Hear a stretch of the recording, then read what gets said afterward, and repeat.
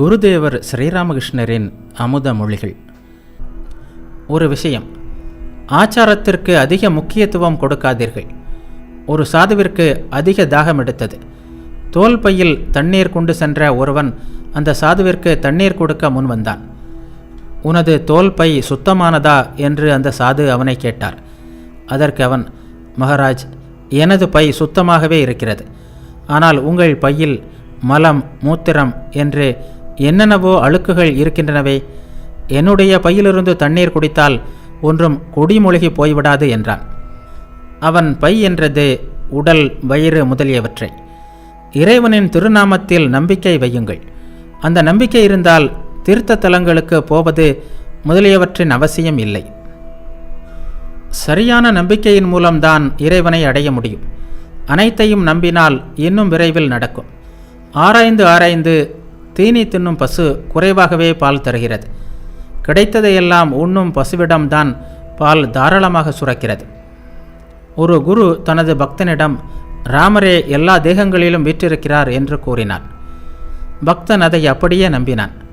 ஒரு நாய் ரொட்டி துண்டை கவ்விக்கொண்டு ஓடியது. அதை கண்ட பக்தன் வெண்ணெய் கிண்ணமும் கையுமாக அதன் பின்னால் ஓடியவாறே, ராமா கொஞ்சம் பொறு, ரொட்டியில் வெண்ணெய் தடவி தருகிறேன் என்றான். தானே எல்லாமாக ஆகியிருப்பதை தேவி எனக்கு காட்டியிருந்தாள். ஒரு நாள் நான் சவுக்கு மர தோப்பிற்கு பஞ்சவடியை நோக்கி வந்து கொண்டிருந்தேன். ஒரு நாய் என்னை பின்தொடர்ந்தது. இந்த நாயின் மூலம் தேவி ஏதாவது தெரிவிக்கலாம் என்று தோன்றியது. எனவே பஞ்சவடிக்கு அருகில் சிறிது நேரம் நின்றேன். இறையருள் இருந்தால் நடக்க முடியாதது நடந்தேறுகிறது. ராம் பிரசாதர் ஒரு பாட்டில் இந்த உலகம் ஒரு மாய மாளிகை என்று பாடினார். இதற்கு பதிலளிப்பது போல் மற்றொருவர் இன்னொரு பாடல் பாடினார். உலகம் இது ஓர் ஆனந்த மாளிகை என்று பாடினார். ஆனால் முதலில் தனிமையில் இரகசியமாக சாதனைகள் செய்து இறையனுபூதி பெற்ற பிறகு உலக வாழ்க்கையில் ஈடுபட்டால் ஜனகராஜாவை போல் வாழலாம். இல்லாமல் அது எப்படி முடியும்?